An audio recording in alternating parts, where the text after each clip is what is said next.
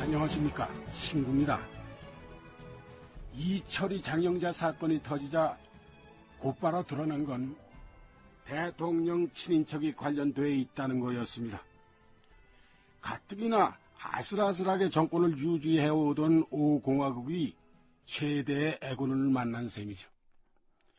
그럴 수밖에 없는 것이 정의사회 구현을 내걸었던 정권 아닙니까? 그야말로 결정타가 된 것이죠. 바쁘세요, 부장님? 최 기자가 어쩐 일이요? 검찰 출입 기자가 검찰에 온 게 이상한 건가요? 검찰 중수부에서 요즘 주식시장 흔들리는 배경에 청와대가 개입됐다는 소문이 있던데 기사 좀 주시죠? 뭐요? 누가 그런 소리를 해요? 시중에는 그런 소문 돌아다닌 지 꽤 된다던데요? 난 바빠서 이만. 잠깐만요, 부장님. 글쎄 아직 할 말이 없어요. 거봐요, 선배님. 지금은 때가 아니라니까요. 냄새가 나. 확실해. 잔소리 말고 따라와. 어디 가시려고요? 잔말 말고 따라와.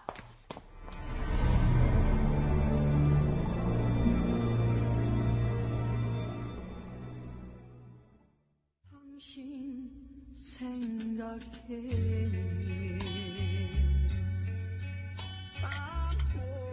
변 회장님, 그러니까 공영토건이 그동안 장영자 씨한테 어떤 식으로 당했는지 조목조목 기록한 고소장이 있을 거 아니냐고요. 그건 아직 유출할 수 없어요. 회장님, 그러지 마시고요. 네? 이만 일어나 봐야겠어. 지금 이 일은 검찰하고 추진해야 하는 일이지 그 신문사 기자하고 할 일이 아닙니다. 그럼 하나만 말씀해 주십시오. 글쎄 할 말이 없다니까요. 장 씨가 접근할 때 혹시 청와대 얘기 꺼내지 않았나요? 청와대요? 예, 이를테면 영부인이 뒤에서 돕는다든지. 그런 거는 없었고 다만 아무래도 안 되겠어. 다음에 봅시다. 이거 뭐야? 선배님, 아직 꼬리도 안 보이는데 몸통부터 보려고 하시는 거 아닙니까? 야, 김 기자. 몸통 다 보일 때까지 어떻게 기다리냐? 그리고 그 몸통이란 게 뭐 쉽게 보이는 건 줄 알아? 하긴, 몸통은 영원히 안 나타날 수도 있죠. 그런데 말이야, 청와대는 지금 국민들이 무슨 의혹을 가지고 있는 줄이나 알까? 농담하세요? 각하가 보안사령관 출신입니다. 당연히 알고 있겠죠. 그렇겠지? 이번 기회에 털고 가는 게 후환이 없다. 아니다. 눈 감아주자. 시끄럽겠죠.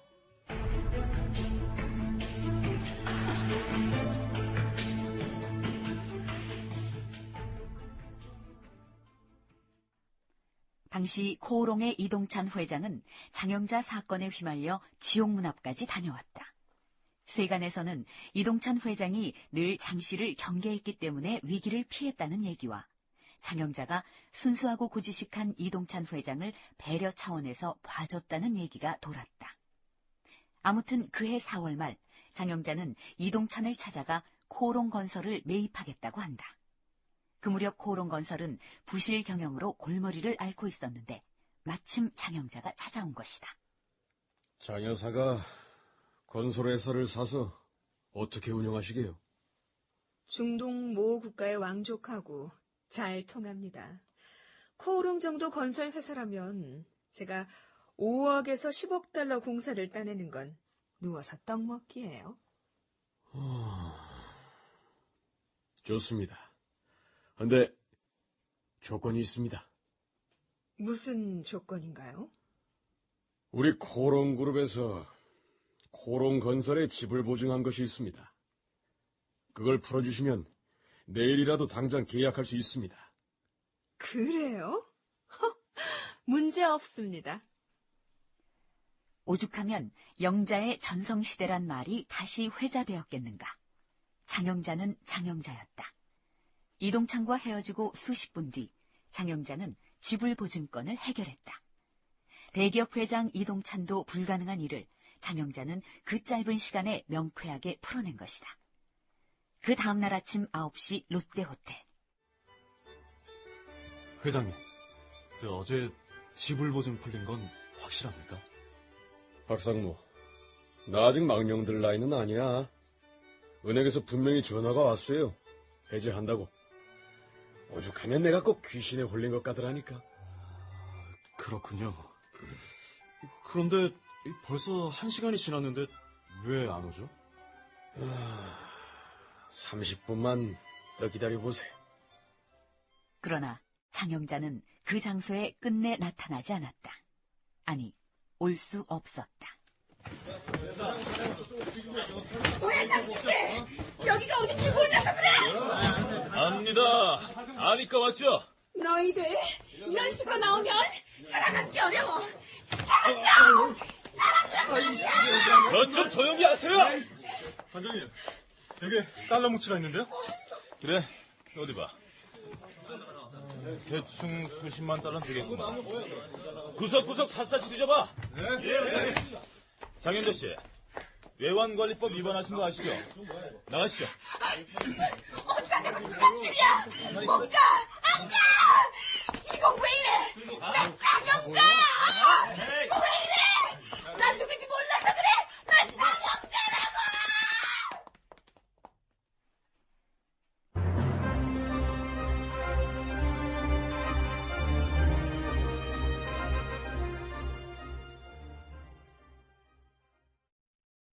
이 사건은 남다른 탐욕, 사치와 해영, 그리고 낭비력 있는 이철이 장영자 부부가 특수 신분을 가진 사람의 지원을 받고 있는 것처럼 과시 또는 이장하면서 사천놀이, 정권 투기에 몰두하다가 전국에는 사탄에 이르고만 전국 이래 최대의 사기 사건입니다. 청와대가 개입됐다는 게 사실입니까? 누가 그런 소리를 합니까? 아닙니다. 이규광 씨도 구속할 예정입니까? 청와대 개입설이 파다던데요. 장영자 씨를 외환관리법 위반으로만 구속한 건가요? 맞아, 나중에 얘기합시다, 나중에. 장영자가 검찰에 연행된 건 4월 29일, 구속된 건 5월 4일이었으며 1차 중간 수사 발표가 5월 7일, 2차 중간 발표가 11일이었다. 그렇게 속전속결로 수사가 이루어진 건 그동안 은밀하게 수사를 진행해왔다는 증거다. 문제는 수사 발표에 대한 여론이었다. 뭐야? 용단을 내려주십시오. 무슨 소리들 하고 있어? 검찰이 조사를 하고 있잖아. 그걸 나한테 무슨 농단을 내리라는 거야? 이규광 장군을 구속하게 해주십시오. 뭐야? 구속까지? 그렇습니다, 카카. 허삼수 화피! 니들 갖다 그 정치를 어디서 배웠어? 대통령이 왜 장영자 같은 여자 사건에 끼어들어서 누굴 구속시키라 말을 해야 돼? 그거는 그 검찰이 알아서 할 일이잖아. 검찰을 편하게 해줘야 하기 때문에 이렇게 드리는 말씀입니다. 그래, 그건 네 말 잘했어. 이기광이 죽을 죄를 졌다고 치자고. 당장 구속을 시켜야 하는데 검찰이 지금 내 눈치 보면서 구속을 안 시키고 있단 말이야? 이 가만 보니까 자네들은 지금 문제를 확대시키지 못해서 안달이났구만. 그런 거야? 화배이, 말해봐. 확대가 아닙니다. 실체를 밝히자는 겁니다, 카카. 오히려 전화 위복이 될 수도 있습니다. 불미스럽지만 수사를 어떻게 하느냐에 따라서 우리의 개혁 의지를 국민들에게 심판받는 기회가 될 수도 있습니다. 5공화국을 살리려면 이규광 씨를 구속시켜야 합니다. 대통령이 5공을 보호하면 이 사람은 법대로 처벌 해야 된다. 이규광 씨가 뭐 5공 만드는데 참여한 사람도 아니고 도와준 것도 없다고. 근데 이철이나 장영자 같은 사익분에게 연루돼서 마치 우리가 무슨 돈이라도 빼돌린 것처럼 된다면은 어쨌든 박 대통령이 돌아가시고 뭐 광주에서 그는 피를 흘리고 온갖 대한민국 국가 국민이 몸살을 해서 이게 탄생된 정부가 지금 막 어떻게 좀 하려고 그러는데 왜 그런 사람 때문에 대통령과 이 정부가 대가를 치러야 돼요? 그건 이구함이 아니라 할아버지라도 그건 용서할 수 없어요.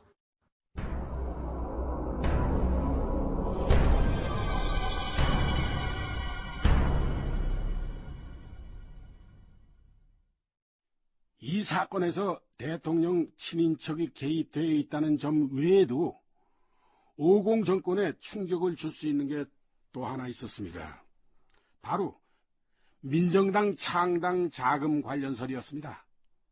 실제로 장 여인이 한창 활동할 때 민정당 창당도 있었고 대통령 선거와 국회의원 선거도 있었거든요.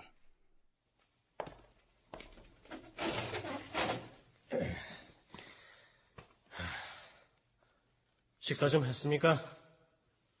이봐, 신검사. 아니, 신건 씨. 당신 생각 안 하고 살아? 진술서에 서명이나 하시죠. 나 장영자야. 내 뒤에 누가 있는지 알잖아. 왜 그렇게 철없이 굴어? 정치 권력은 언제든지 양지 음지가 뒤바뀌게 돼 있어. 어서 이수가 풀어. 어서 풀어! 쓸데없는 소리 말고 서명이나 해요! 야! 내가 뭘 잘못했어? 내가 쓰러져가는 기업을 몇 개를 살렸는데 나한테 이렇게 대접해? 난 경제에 활력을 불어넣고 피를 수혈한 사람이야! 인간적으로 대우해 줄 때 수사에 협조하시오! 난 정치적 희생양이에요. 정말 몰라서 이러는 거예요? 조사하면 다 나올 거 아니에요? 난 억울하다고요.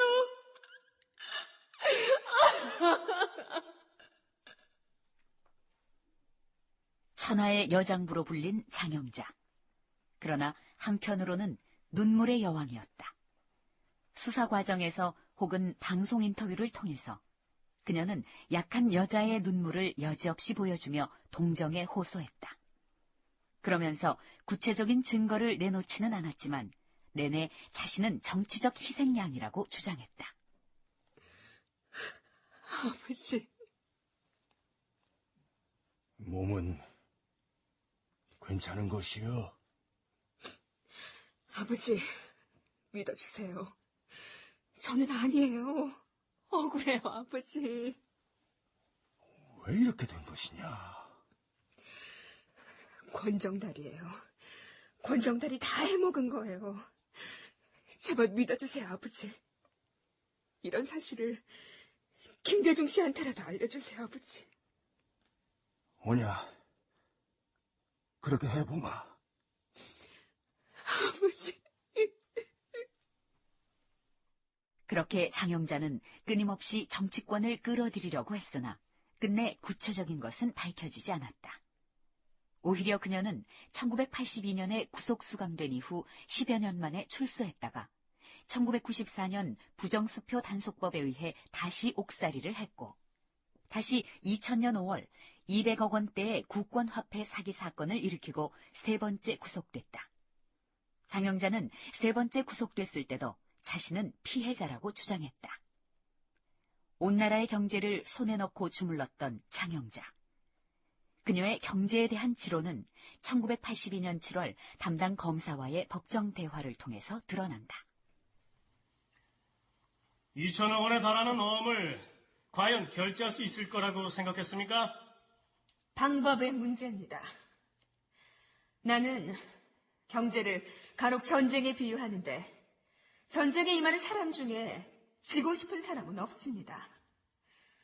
내 전쟁의 결과가 패전이 됐을 뿐이죠.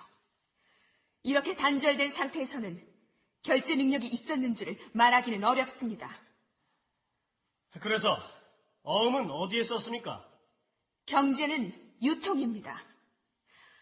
돈이 한자리에 머물러 있을 수만은 없지 않겠어요? 경제는 유통이다. 참 유명한 말이었습니다. 하지만 그런 식의 유통이 경제라고 생각한다면 크게 잘못된 것이죠. 한 사람이 배 터지게 다 먹고 나머지는 쫄딱 망해버리는 유통?